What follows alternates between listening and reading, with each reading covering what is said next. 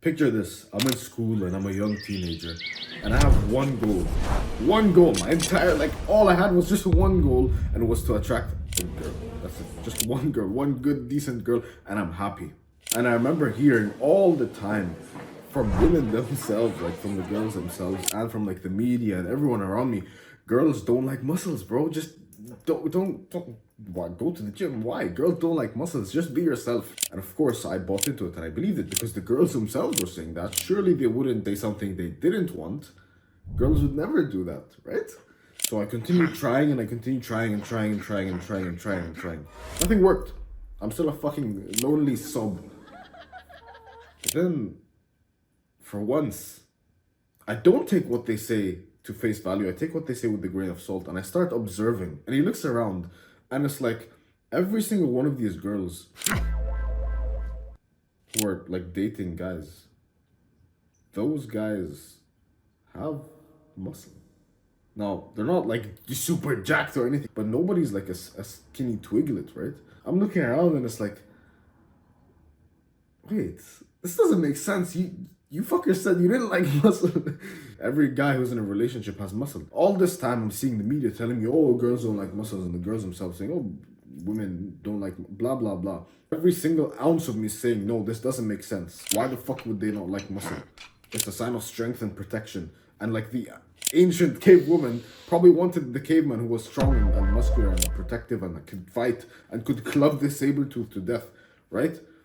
And to do that, you had to be like having a decent size to you, a decent frame. But now they're saying, no, we don't want this. But it was a fucking lie. This is a little mini rant for you to stop consuming everything you see, especially with bullshit that you don't believe. You kind of have a gut feeling that isn't true. You just look at that and it's like, wait, hold on. This doesn't make sense. This doesn't really make sense. And it's the same thing with women not liking muscle, right? It was complete fucking bullshit. You might have this question in mind, as in, is going to the gym worth it? Should I build muscle? Is it really worth it? It absolutely is. Like, I ignored this bullshit and I started going to the gym. Once there's a specific point you hit where you can kind of see like muscle and tone. I don't like using the word tone, but you get my point. You start seeing some shape to your body and it's like a complete fucking 180, especially if you train these muscles. I'll be telling you about it in today's video. You start training them and you start building like some frame, complete fucking 180. Guys treat you with more respect. Girls look at you in a different way. You stop getting friend zoned as much. People get intimidated, but in a good way, especially like women. It's not intimidating. It's like, oh, I'm scared of him. It's more like, ooh, that's a nice guy. I'd be kind of nervous to speak to him, right? Not because of like, oh, I'm scared. He looks scared, but it's kind of because you have this frame to you. It's just biologically engineered in people. If you're a like muscular guy, you will automatically get better looks from all kinds of people, whether it be men or women. And you can swing whatever way you want to swing, bro. I promise you'll be more attractive to both players. Fucking hell, man. Like, to the people, especially who believe in like, oh, but muscles don't matter. Do you really think if like the same person, and he's a clone, he has 3 clones, person A, person B, and person C. Person A is fucking skinny as shit. He's a twig. He weighs 30 pounds. Person B is jacked out of his mind. And person C is obese. Do you really think they're gonna choose either one of these out of like the muscular guy? Even if he wasn't as skinny as like anorexic or anything. The muscular guy will always take the win if it's the same person, right? So keep this in mind and don't believe the fucking bullshit. So let's talk about the first muscle, and it's the neck. The way you train this is doing neck curls. You lie down on a bench and you grab a plate on your forehead and you just curl this. It's better to do this high reps and yeah, go until failure. Don't fucking injure your neck. Be careful, but do this. Very important. It makes you, I invite you to try this out. Go and Photoshop like a bigger, thicker neck on your like face. I promise you will look so much better. Even though you didn't change like your actual facial aesthetics, your face looks better because you have a thick neck. It signifies masculinity, strength, and obviously muscularity. If I see a guy with a thick neck and I don't see the rest of his body, I kind of assume he's jacked. It's automatic. But if I see a guy with a skinny neck and you can't even see the rest of his body, you kind of assume he's not jacked. Even though these people might be literally on roids. Like, they have massive, like, bulging chest and biceps and everything, but they have a skinny neck. They don't really look like as jacked, right? Look at Mike Tyson, for example. The guy has a massive fucking neck. You can tell that guy is jacked. Number 2, the upper traps, which is these muscles. Now, the way you train these is the conventional way of training them is just through like dumbbell or barbell shrugs. These are shit. Okay, I've been training those with all my life, but recently I've converted into something called the rack pull. Holy bro, these will blow up your traps. Think about it. We know deadlifts can easily increase your trap size and everything. Deadlifts and farmers walks. We know those increase your trap size, right?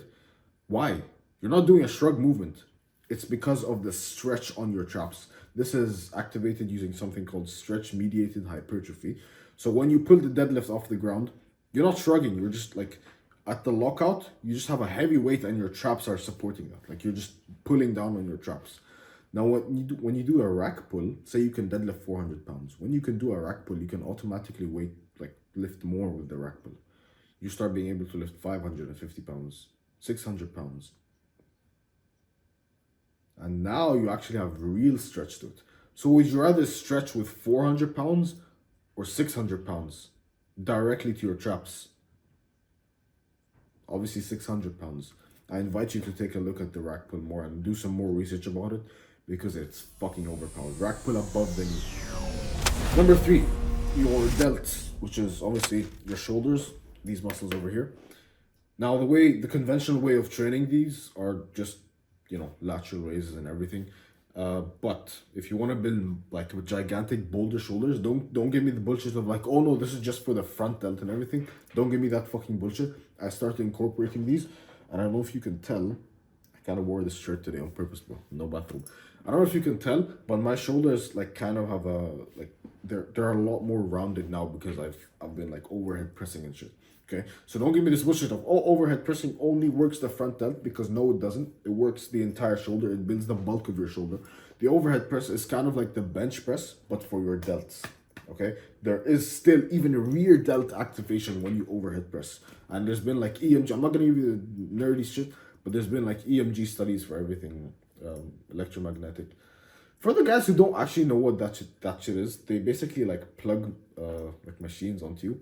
Not machines, but like stickers. Okay, we'll call them stickers. They plug stickers onto specific parts of your muscle, and they see which part of the sticker like contracts the hardest. Okay, so it's kind of like they put a sticker here, a sticker here, and a sticker here, and they have technology to kind of tell you which part, like which sticker is having the most movement. And that's how they say, okay, this is the most muscle activation. Side point, but I just wanted to explain that to you, bro. So lateral raise and overhead press. This like bigger delts gives you kind of like the capped area of your V-taper, and we're gonna talk about the other part, like the important part of the V-taper in a second. But it gives you like the capped part of your V-taper. Very important that you train your delts. If I could only train one muscle, no, it wouldn't be number 2. It would be number 4, your lats. Now, the way you train these, I'm not gonna give you any other exercise because this is probably the best. It is definitely the best exercise for the lats, but it might be the best exercise of all time. Genuinely, it might be one of the best exercises of all time, and it is the weighted pull-up. If you can't do weighted, just do regular bodyweight pull-ups. If you can't do regular bodyweight pull-ups, do assisted pull-ups. Fuck the lat pull-down. I promise you the pull-up is superior in every single way than just the lat pull-down. I guarantee it to you. Guarantee. Muscle tension, fucking like, upper back, whatever it is, every single thing, like the pull-up is a lot better. I promise you, every single growth, fucking carry over to other exercises. Don't even bother with it. If you're doing the lat pull down, bro, delete it and just do pull-ups. I promise you will be way better doing that. Now, the reason I chose lats is because it builds you that V-taper and it gives you that wide back. Now, a lot of people say, oh, I like his shoulders. He has broad shoulders. The reason a lot of people have broad shoulders is simply because they have wide lats. It's not because that their shoulders are big or anything. Of course, it helps, but your shoulders don't give you the width of your body. Your shoulders don't give you the V-taper. They cap off the they cap off the V-taper. I don't know if you can see, but your shoulders don't really give you the V-taper. They cap off the V-taper. What really gives you the V-taper is like your lats. Like I can only see the back cam right now, so I don't know if it shows, but your lats are the things that give you the V-taper. So train those, very important for you to train them. I promise you, if I could only train one muscle group for the rest of my life, it would probably be my lats, because it gives you the most aesthetic, like, what's the word for it? Bang for your buck, right? Just training it out. Number 5, and this might be a bit unexpected for you, it's the glutes. Oh, with glutes, I don't want the big ass. I look like a woman. Listen, the most muscular and athletic athletes of all time, look at their glutes. Look at their glutes. They're fucking massive. Why? Because your glutes are the thing that like you need to run to stand. Your glutes are the thing. But without your glutes, you would not be able to stand. Your glutes are like the shoulders of your legs. They are the most aesthetic part of your legs. And if you tell me, oh no, but women don't like them, I've had women literally grab my ass. Literally like grab my ass, and it wasn't in like in a bad way. If you get what you get. This sounds very odd, right? But I've had women like literally harass me because I had a nice ass, or still do. You get my point. Glutes are very, very important for the development of your physique. It gives your body that pop. It makes you look like an athlete. It makes you look fucking strong. It makes you look powerful. It makes you look masculine. Okay, don't not skinny fucking flat ass. I promise you, that shit's not, like, it's not nice.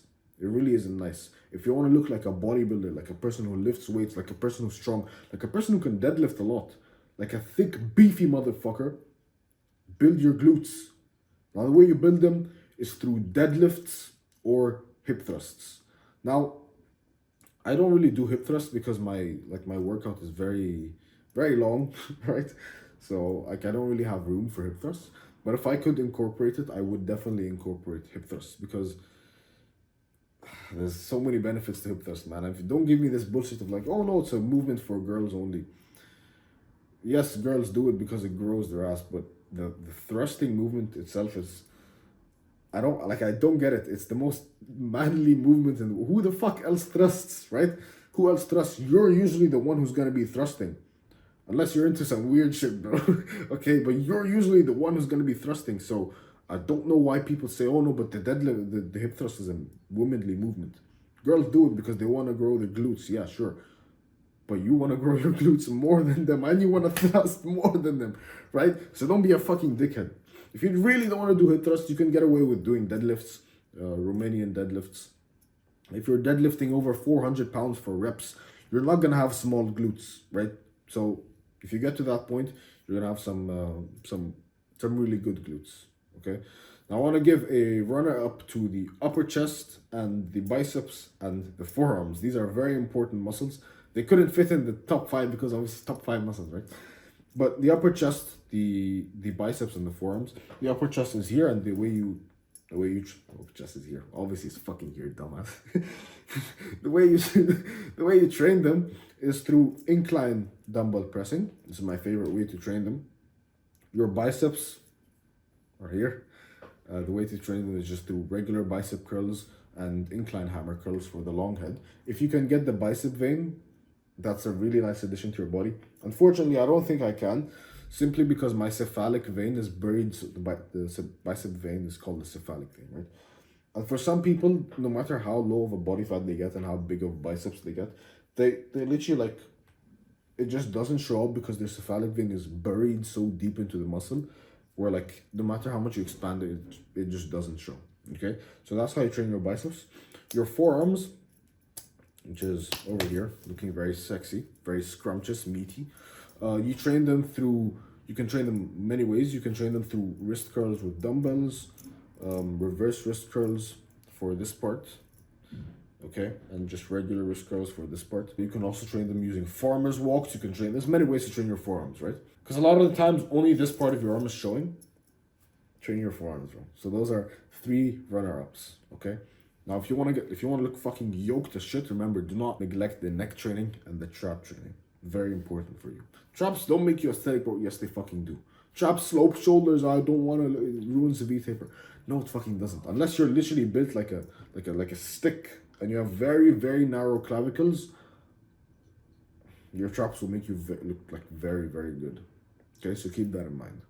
If you want to steal my business model and make a fuckload of money doing it, teaching people whatever you want to teach, click the first link in the description, brother. Other than that, build those sexy muscles, look like a male model, look magnificent, look so good that even I would want to, okay. Yeah, so take care, brother. Peace.